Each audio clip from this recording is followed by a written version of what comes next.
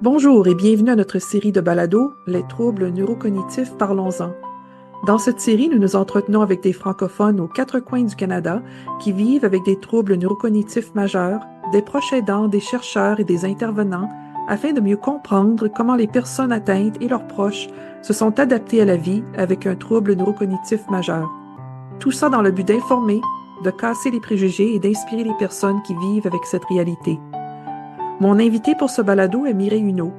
Mireille travaille pour l'Association canadienne pour la santé mentale pour la région de Durham, en Ontario, où elle est responsable des services en français.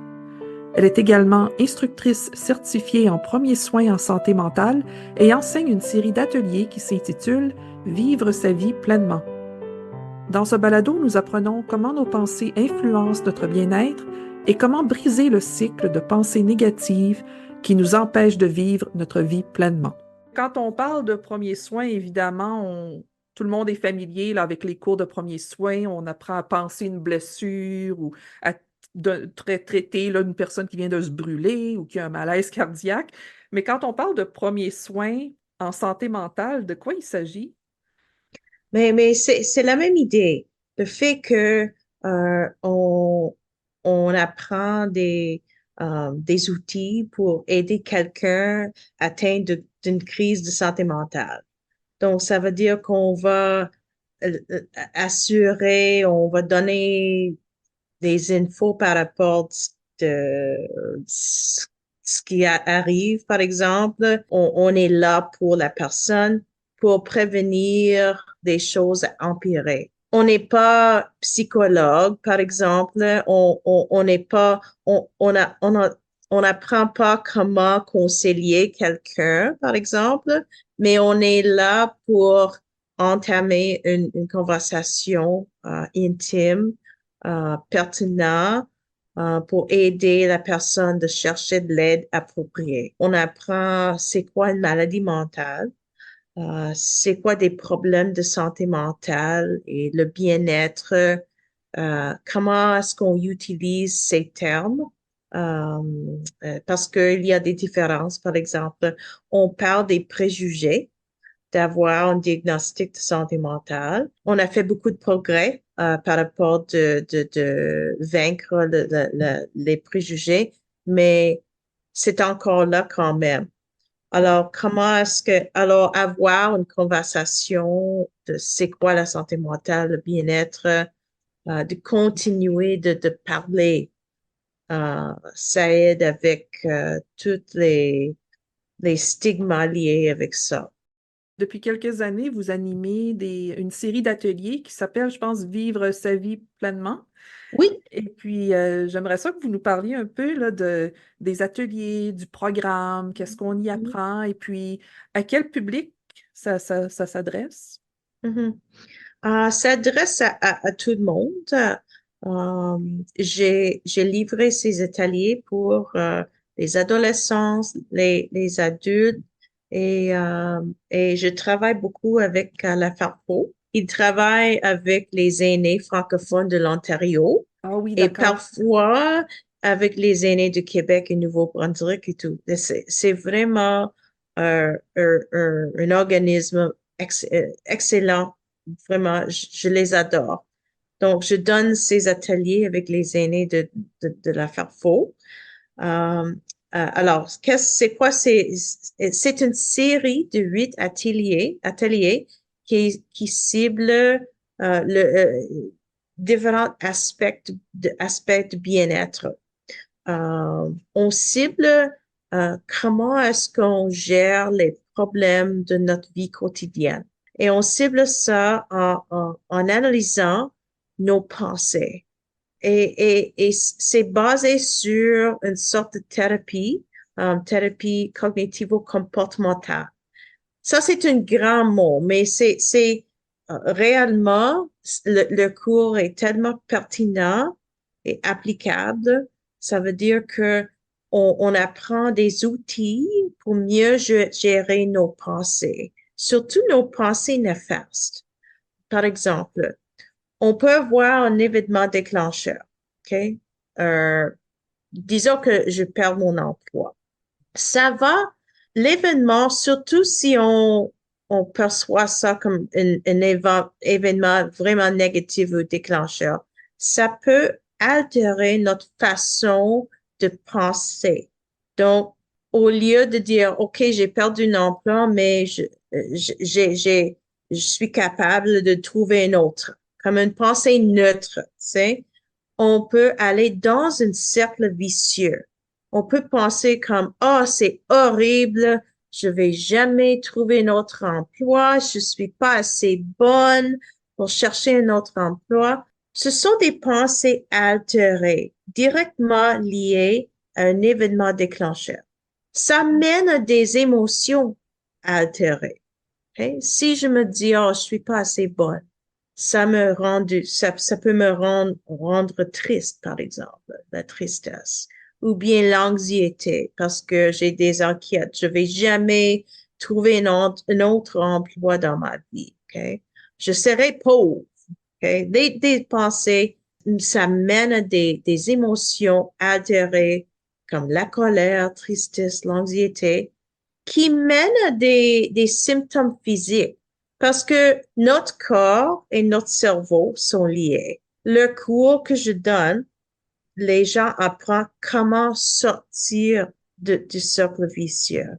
OK. Même si on prend juste un élément du cercle, comme les comportements, même si ça ne me tente pas d'aller pour une marche, je sais vraiment que si je prends une marche, même si c'est juste 5 minutes, j'ai arrêté le cercle, même avec une activité comme ça. Et ça peut, comme, le cercle peut commencer à tourner dans l'autre sens. Puisque Mireille est habituée à travailler avec une clientèle diversifiée, allant des adolescents aux personnes âgées, je lui ai demandé si nos besoins en santé mentale évoluent avec l'âge. Numéro un, les maladies, la dépression, par exemple, ce n'est pas une partie normale de la vieillesse. Ça, c'est numéro un. Parce que même il y a des médecins maintenant qui pensent que, oh, t'es vieux là, ça, là, c'est normal d'être déprimé. Mais je suis ici pour dire non, c'est pas normal. Une dépression, c'est une dépression. Il y a des gens qui sont vraiment dans mes groupes qui se connaissent bien, qui peut dire, OK, moi, j'ai appris ça dans ma vie, j'ai beaucoup de paix maintenant, tu sais, je m'accepte et je n'ai pas de tolérance pour les gens qui ne m'aiment pas.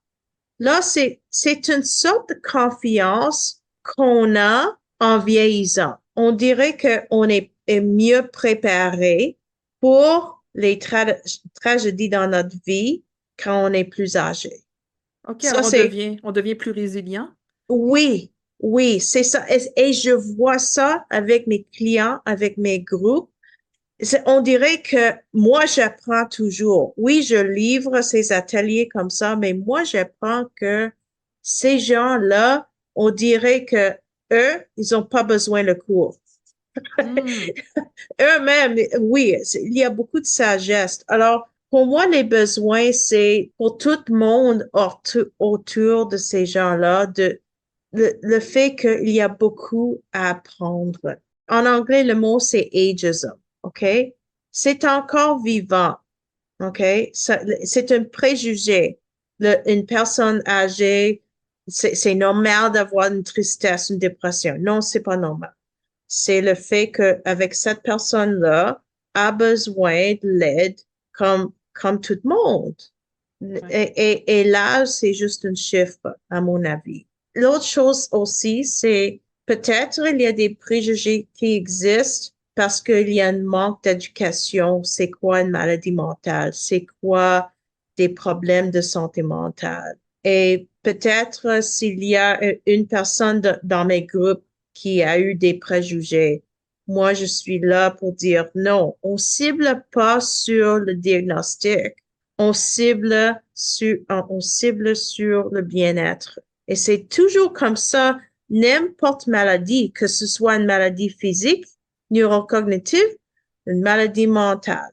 Oui, on a des signes, des symptômes et tout ça. Ça, c'est là. Ça, c'est bien entendu. Mais on cible comment est-ce qu'on peut mieux dormir?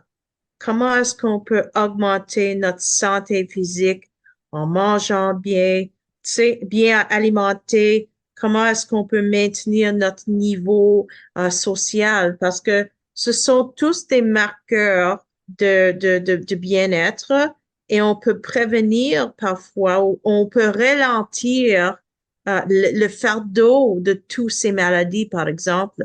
C'est en restant en bonne santé. Ce que j'aime dans ce que vous dites, c'est que on peut pas tout contrôler dans la vie. Non. On peut pas contrôler si on est pour avoir un cancer ou un autre trouble de santé. Mais il y a des choses qu'on peut contrôler, comme on peut essayer de gérer nos pensées. On peut aussi, justement, comme vous disiez, se coucher plus tôt, faire un peu Mhm, d'exercice, se forcer un mhm, peu à faire du social, à rencontrer ses amis ou à prendre le téléphone, à appeler un membre de notre mhm. famille pour parler un peu. Puis c'est des choses qui nous font du bien. Donc, même dans des périodes où on sent peut-être qu'on a plus de contrôle sur rien, on a quand même un peu de contrôle sur certains aspects de nos vies Oui, qui oui, peut faire qu'on se sent un peu mieux. oui. Et c'est ça. Et c'est normal d'avoir une sorte de colère après un événement déclencheur, comme nouveau diagnostic ou un deuil. Je me souviens mais j'ai eu des tragédies dans ma vie aussi. Et je me souviens de me dire, pourquoi moi? Pourquoi moi? Pourquoi ma vie a changé si rapidement comme ça? On dirait que j'ai vu ma vie, c'était comme ma vie était là-bas et je suis ici. C'était comme, wow, qu'est-ce qu'il est arrivé là? Mais ça, c'est normal. Il fallait accepter les circonstances, même si c'était vraiment difficile. Mais j'ai cherché de l'aide. J'ai pas fait ça toute seule. J'ai cherché de l'aide avec un psychologue et je me suis dit, hey, pourquoi est-ce que j'ai une colère qui dure, même ça fait des mois? On dirait que toutes les choses me fâchent. J'étais vraiment dans une cercle vicieux à ce point-là. Il fallait gérer ma colère. Lorsqu'une personne reçoit un diagnostic de maladie grave, comme un cancer ou la maladie d'Alzheimer, il est normal de ressentir de la peur et de la colère. J'ai demandé à Mireille si elle pouvait nous donner des exemples sur la façon de briser le cycle de pensée négative dans ces moments difficiles. Premièrement, c'est accepter que c'est normal de d'avoir une sorte de colère ou bien pourquoi moi et accepter que le fait qu'on va voir ces émotions fortes. OK? C'est une partie de accepter, de l'acceptance. C'est ce que c'est logique. Oui. Et aussi chercher de l'aide, même si on a une tendance de s'isoler. Oui, on peut encore s'isoler. Ça, encore, c'est une partie de l'acceptance de, que ce soit une dépression, que ce soit un MS, la sclérose, ou il y a un moment c'est une sorte de deuil, mais ce n'est pas un deuil comme un décès de quelqu'un, mais peut-être éventuellement, ça va être un deuil de notre mobilité. On entend souvent parler de les gens de deuil, de perte d'autonomie. Oui, Comme c'est ça. on C'est doit ça ce que accepter de plus conduire. c'est ça. Souvent, il faut quitter sa maison à un moment donné parce qu'on a besoin de C'est ça. support. Et puis, oui. On a tous des enquêtes et ça, c'est une partie de spirale. On peut spiraler. Alors, si on cherche l'aide, que ce soit avec un cours comme Vivre sa vie pleinement ou avec un thérapeute, on peut apprendre que oui, on peut apprendre comment est-ce qu'on rentre dans une spirale. Le fait que nos pensées sont directement liées à nos sentiments. Et lorsqu'on est rendu compte de ça, on peut changer nos pensées. Parce que on a également des pensées positives, euh, des pensées qu'on peut nous aider. On a tout ça aussi, mais si on est dans une état de choc ou une état de dépression, surtout la dépression, on dirait on voit seulement des pensées où on passe notre attention seulement sur les pensées négatives qu'on a. Mais la réalité, on a d'autres pensées qu'on peut accéder et il faut apprendre comment est-ce qu'on fait ça. Disons qu'on mette une chanson qu'on aime vraiment. Ça peut provoquer des sentiments de bonheur. La reconnaissance, si je sors dehors, il fait beau aujourd'hui, je peux entendre des oiseaux qui chantent. Ou bien, je vois mon jardin, des plantes commencent à pousser, même en mois de mars. C'est fou, mais en tout cas, ces choses-là me rendent heureux, me donnent une sorte de paix. Est-ce que ça veut dire que je vais être comme super contente toujours? Non.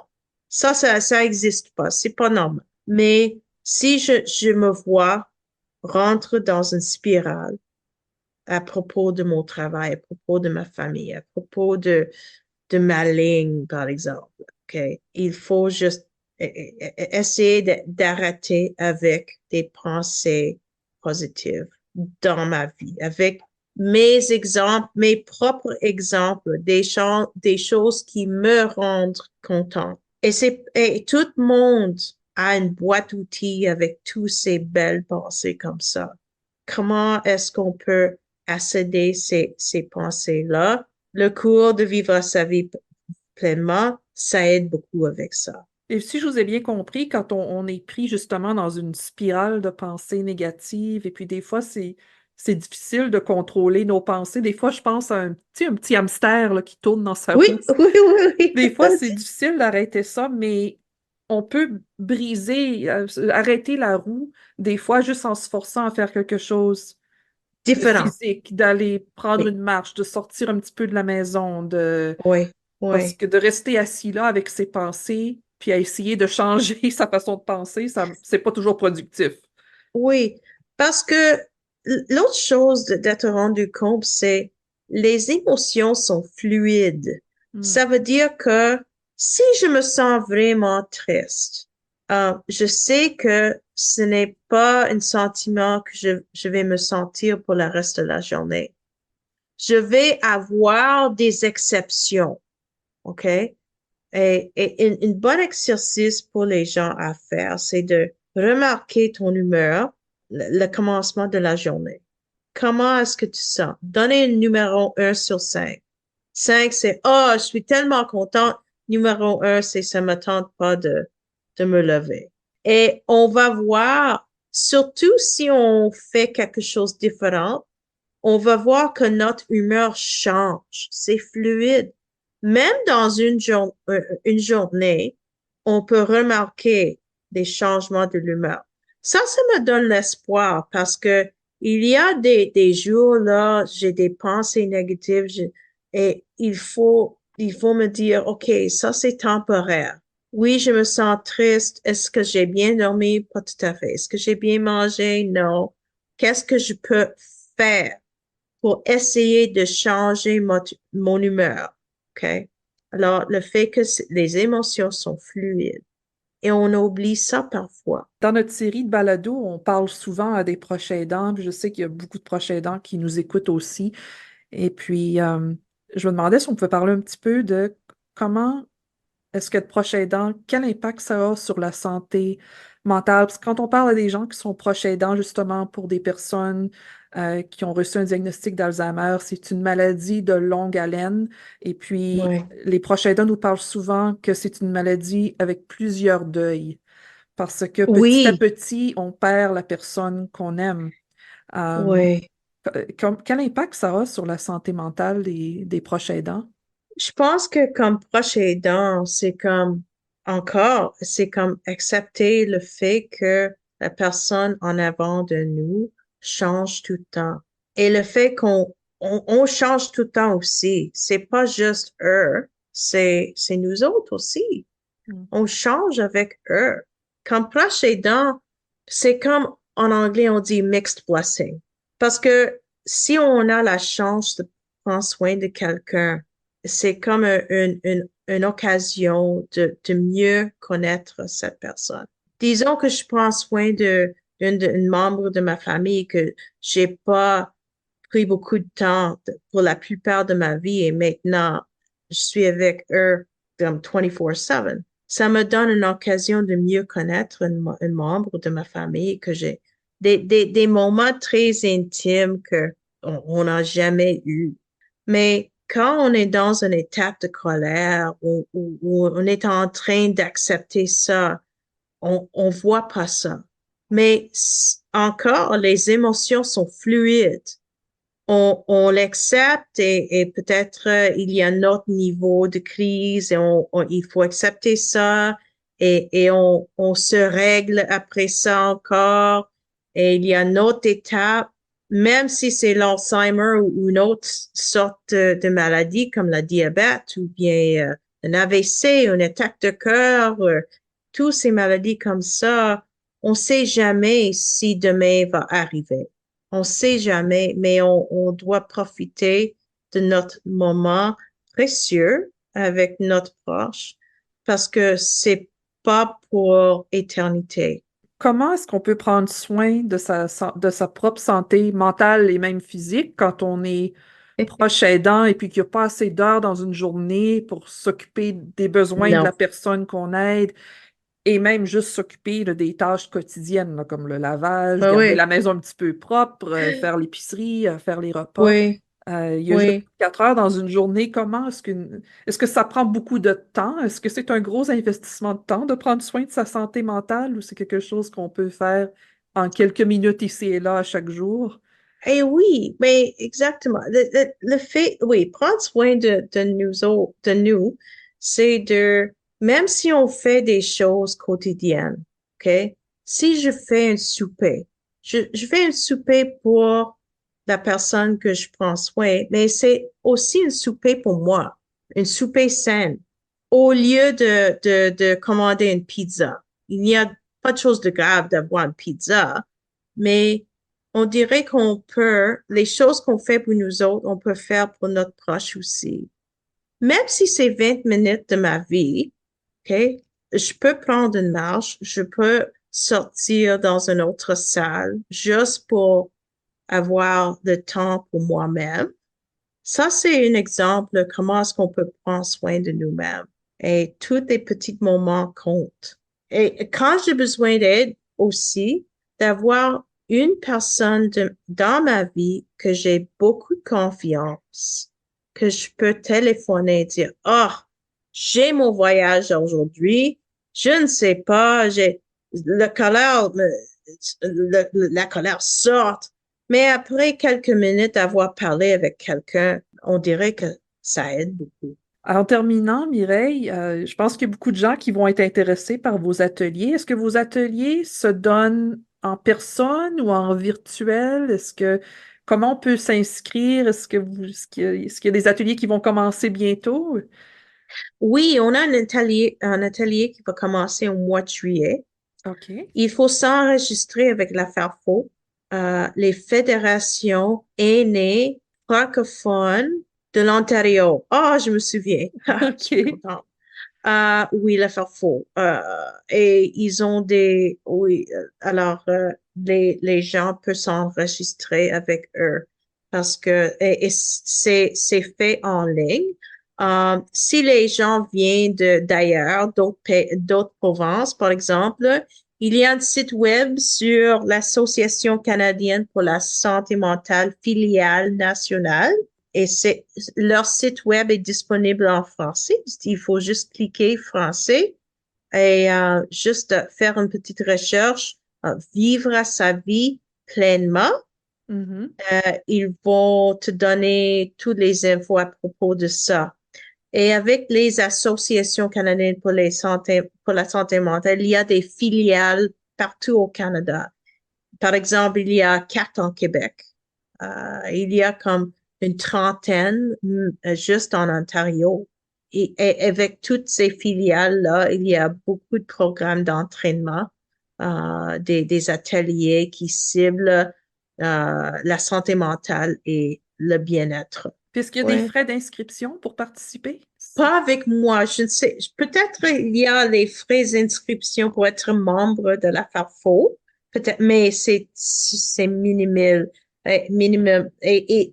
Avec eux, ils ont beaucoup de programmes de bien-être.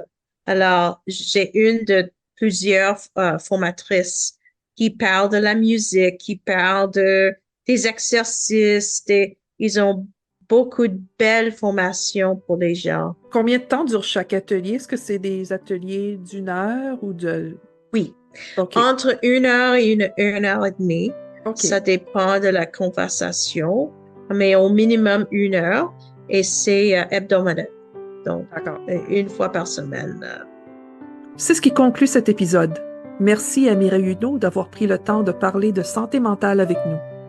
Pour en apprendre plus sur les ateliers Vivre sa vie pleinement et pour vous inscrire, veuillez contacter la Fédération des aînés et des retraités francophones de l'Ontario, connue sous l'acronyme FARFO. Vous pouvez également vous informer auprès de l'Association canadienne pour la santé mentale si vous habitez dans une autre province ou territoire canadien.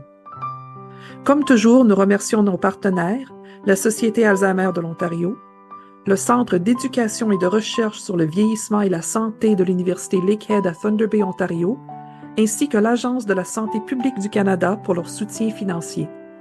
Cette série de balados est produite par Joanne Chalifour, chargée de projet, Daniel Hubert, ingénieur du son, et votre animatrice Ingrid Gagnon. Pour plus d'informations sur notre série, veuillez consulter notre site web au www.dementiadialogue.ca. Merci d'avoir été des nôtres.